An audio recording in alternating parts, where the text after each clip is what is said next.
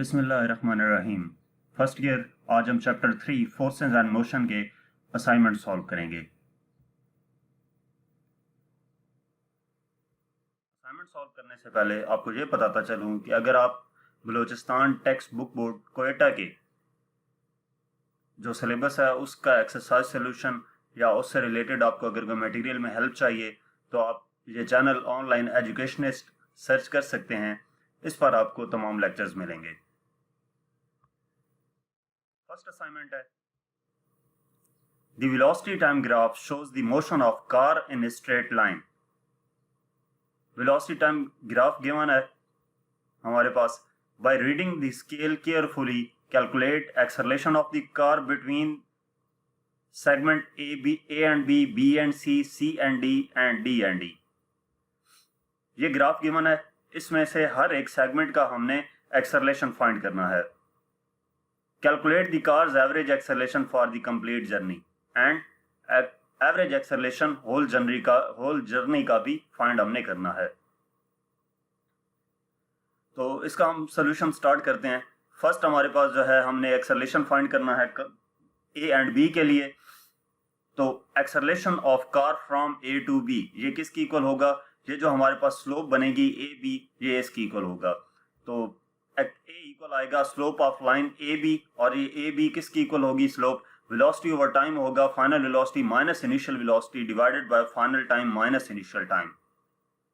तो final velocity V velocity at point B minus velocity at point A divided by time at point B divided by time at point A. तो इसमें values हम put करेंगे। We B हमारे पास क्या है? ये 50 है। तो इससे ऊपर बी तक हमारे पास अगर इस ग्राफ को गौर से देखें तो ये लाइन स्मॉल लगी हुई है। तो ये एक स्मॉल जो बॉक्स है ये ऑलमोस्ट 5 की इक्वल है। कैसे 5 की इक्वल है कि अगर आप 25 को डिवाइड करें, ये हमारे पास 1 2 3 4 5 बॉक्सेस हैं। 25 को 5 पे डिवाइड करें क्योंकि एक लाइन से दूसरी लाइन तक जो हमारे पास पॉइंट्स गिवन है इनके दरमियान 25 तक का हमारे पास वेलोसिटी गिवन है। इसका मतलब है 5 बॉक्सेस हैं, तो 5 पे को 25 पे डिवाइड करेंगे तो क्या आएगा? 5 आ जाएगा। या आप जहां से भी स्केल देख सकते हैं कि 1 SD इक्वल टू 5 मीटर पर सेकेंड, यानी कि एक जो हमारे पास स्मॉल बॉक्स आएगा वो क्या होगा? 5 मीटर पर सेकेंड की इक्वल होगा। और इसी तरह जो टाइम होगा वो 1 सेकेंड की इक्वल होगा एक बॉक्स। तो ये 55 के बाद जो नेक्स्ट लाइन है, 50 के बाद नेक्स्ट लाइन जो है वहां पर बी पॉइंट एग्जिस्ट कर रहा है, तो ये 55 होगा। 55 एट पॉइंट बी आ जाएगा और पॉइंट ए पे 25 है, तो वी ए की जगह पर 25 आ गया। अब टी बी यानी कि टाइम बी पॉइंट पे, तो ये 1 2 3 बी पॉइंट पे टाइम 3 है, माइनस ए पॉइंट पे टाइम, ये यहां से स्टार्ट हो रहा था टाइम, ये यहां पर 0 होगा। तो ये 30 डिवाइडेड बाय 3 आ जाएगा। तो एक्सेलरेशन हमारे पास आ जाएगा 10 मीटर पर सेकेंड स्क्वायर। इसके बाद एक्सेलरेशन फाइंड करना है बी टू सी। तो acceleration of car from B to C किसके इक्वल होगा?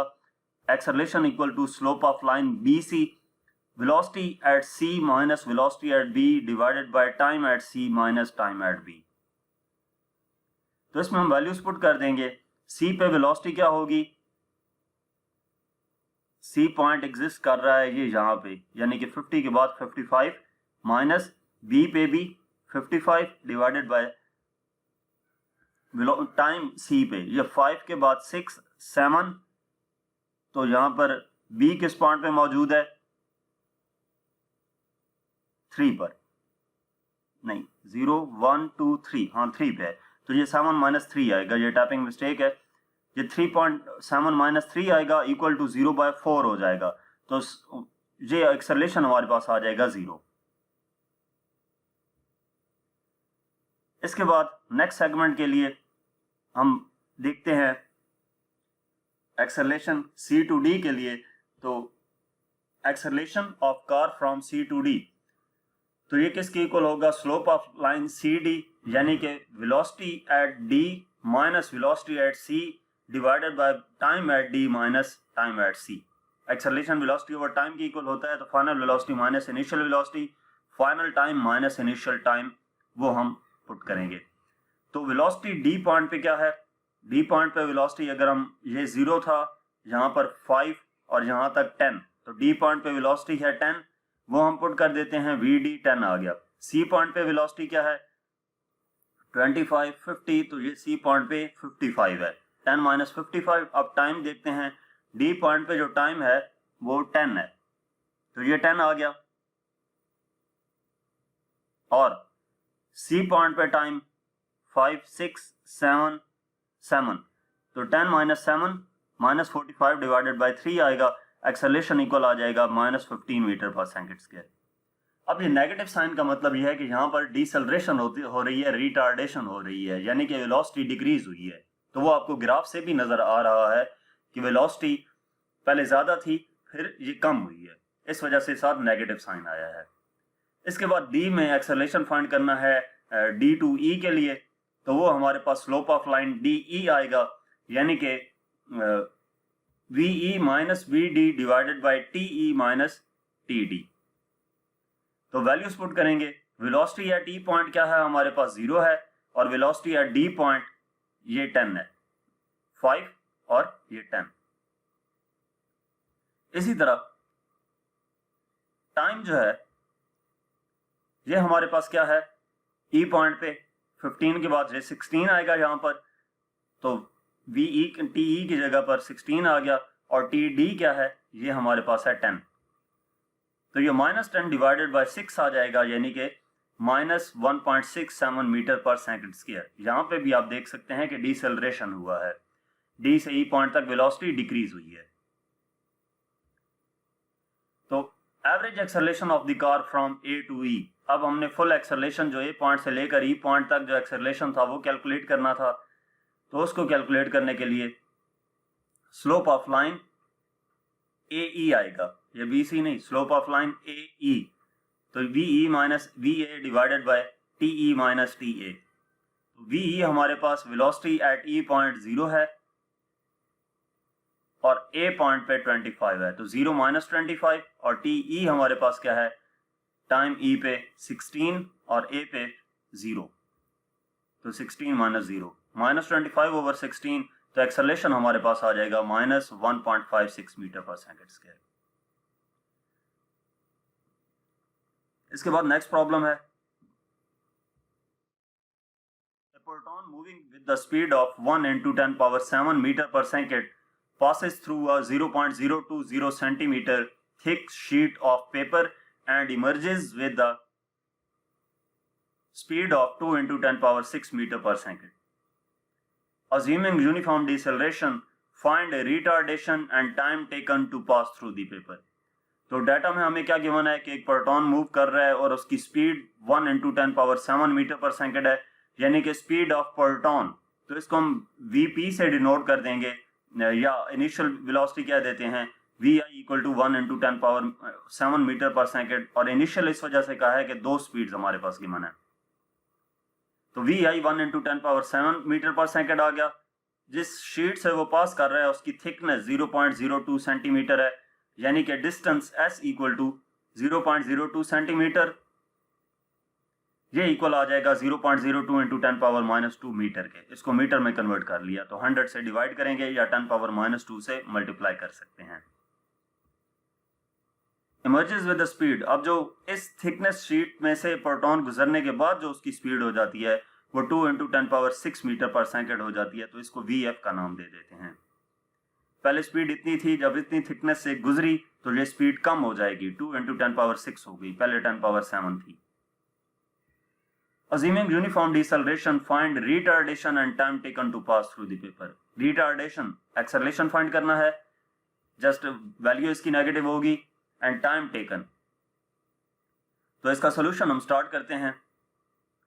एक्सेलरेशन फाइंड करने के लिए हम फार्मूला लगा सकते हैं 2as equal to v(f²) v minus vi², जो थर्ड इक्वेशन ऑफ मोशन है, वो अगर हम अप्लाई करें तो उसके मुताबिक हमारे पास एक्सेलरेशन फाइंड हो जाता है। इसमें वैल्यूज पुट कर देंगे, 2a डिस्टेंस 0.2 × 10⁻⁻² इंटू vf की वैल्यू हमारे पास है 2 × 10⁻⁶ का स्क्वायर आ जाएगा, माइनस vi की वैल्यू 1 × 10⁷ का स्क्वायर आ जाएगा। तो 2 ये हमारे पास 2 इधर मल्टीप्लाई हो जाएगा इसके साथ, a × 0.04 × 10⁻⁻² इक्वल हो जाएगा 4 into 10 power 12 minus 1 into 10 power 14। इसका स्क्वायर लिया ये आ गया और इसका स्क्वायर ये आ गया। अब ये 10 पावर 12 है, इसको भी हम 10 पावर 12 कर लेंगे ताकि 10 पावर 12 कॉमन लेके हम इसको इजीली सॉल्व कर सकें। तो ये 10 पावर 2 अलग आएगा, उसको 1 से मल्टीप्लाई करेंगे तो 100 हो जाएगा, यानी कि ये हमारे पास हो जाएगा। बाकी एज इट इज आ गया, ये वाली वैल्यू 100 इंटू 10 पावर 12 हो जाएगी। अब यहां से 10 पावर 12 कॉमन ले लेंगे तो 4 माइनस 100 आ जाएगा, यानी कि माइनस 96 इंटू 10 पावर 12। इसको डिवाइड करेंगे, ये वाली वैल्यू इधर डिवाइड होगी तो एक्सेलरेशन हमारे पास आ जाएगा माइनस 2.4 इंटू 10 पावर 17 मीटर पर सेकेंड स्क्वायर। यहाँ पर नेगेटिव साइन यही शो कर रहा है कि ये रिटार्डेशन है, डिसेलरेशन है, तो वही चीज हमने फाइंड करनी थी, रिटार्डेशन। इसके बाद टाइम फाइंड करना है, तो टाइम फाइंड करने के लिए हम ये data as it is note कर लेते हैं। अब हम फार्मूला यूज करेंगे V F equal to V I plus A T, जो फर्स्ट इक्वेशन ऑफ मोशन है। तो उसके मुताबिक तमाम वैल्यूज हमें गिवन है, तो वैल्यूज इसमें पुट कर देंगे। बल्कि पहले सिंप्लीफाई कर लेते हैं इक्वेशन। टाइम एक तरफ ले आएंगे, टी इधर आएगा, एक्सेलरेशन उधर जाकर डिवाइड हो जाएगा। तो अब इसमें वैल्यूज पुट करेंगे, V F 2 into 10 power 6 minus 1 into 10 power 7 divided by हमारे पास एक्सेलरेशन आ गया। अब इसको भी 10 पावर 6 है तो ये भी 10 पावर 6 कर लेते हैं ताकि ये इजीली सॉल्व हो सके कॉमन लेके। तो इसको 10 पावर 6 जब करेंगे तो ये एक 10 की पावर जो 1 है यानी कि 10, उसको इधर मल्टीप्लाई करेंगे तो ये 10 हो जाएगा। 1 था, 10 मल्टीप्लाई हुआ तो 10, तो 2 into 10 power 6 minus 10 into 10 power 6 हो जाएगा, डिवाइडेड बाय एक्सेलरेशन की वैल्यू वही रहेगी। अब ऊपर से हमारे पास 2 माइनस 10 इंटू 10 पावर 6 कॉमन आ जाएगा, तो ये minus 8 into 10 power 6 divided by minus 2.4 into 10 power 17। तो टाइम हमारे पास आ जाएगा 3.33 इंटू 10 पावर माइनस 11 सेकेंड। अच्छा, इसके बाद नेक्स्ट असाइनमेंट है, suppose that the mass of the spacecraft MS is 11,000 kg and that the mass of astronaut MA is 92 kg। Spacecraft का मास MS और वो 11,000 kg है और एस्ट्रोनॉट MA 92 kg है। In addition, assume that the astronaut pushes with the force of F equal to plus 36 Newton along x-axis on the spacecraft। ये suppose करते हैं कि जो एस्ट्रोनॉट है वो पुश कर रहा है कितनी फोर्स से, 36 न्यूटन की फोर्स से स्पेसक्राफ्ट पे।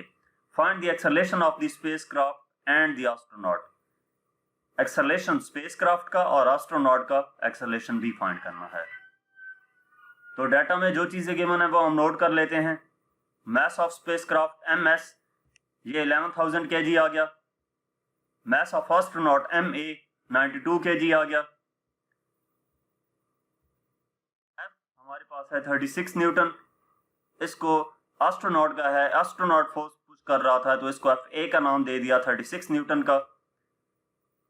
Find the acceleration of the spacecraft AS and astronaut AA।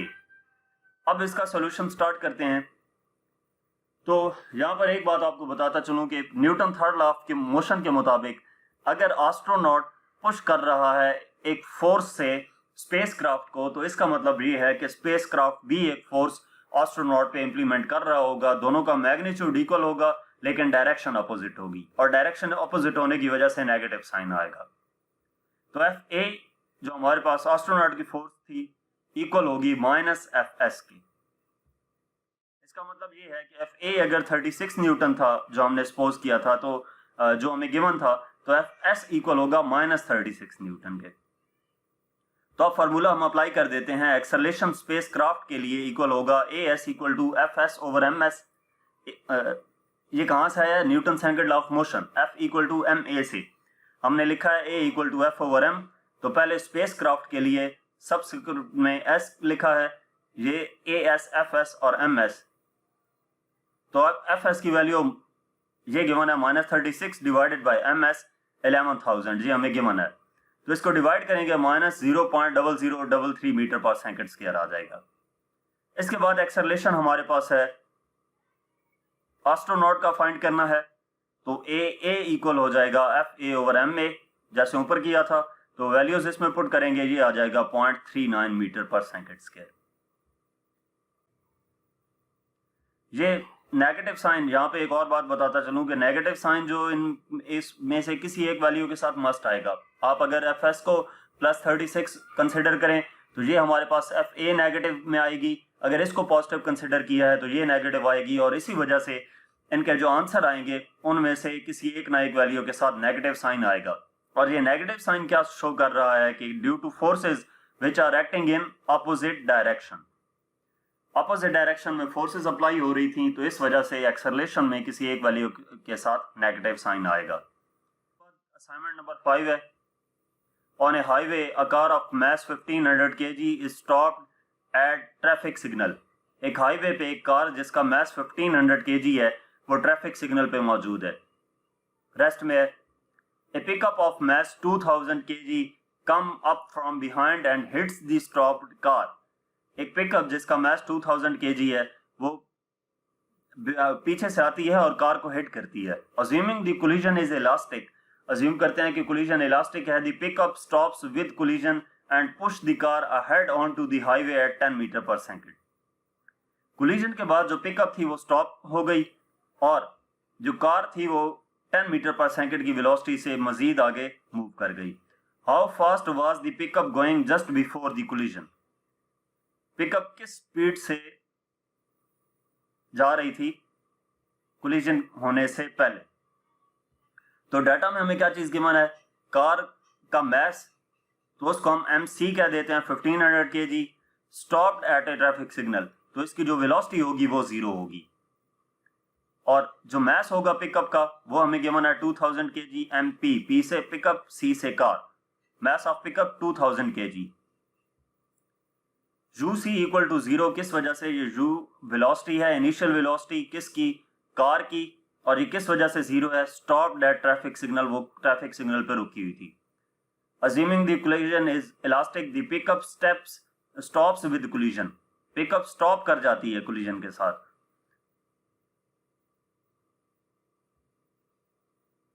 And car ahead on to the highway at 10 metre per second, car की वेलोसिटी क्या हो जाती है 10 मीटर पर सेकंड, यानी कि जो दूसरी वेलोसिटी होगी इसको V कह दिया, V की वेलोसिटी, कार की वेलोसिटी 10 मीटर पर सेकंड आ गई। Vp इक्वल टू 0, पिकअप की वेलोसिटी, फाइनल वेलोसिटी 0, किस वजह से,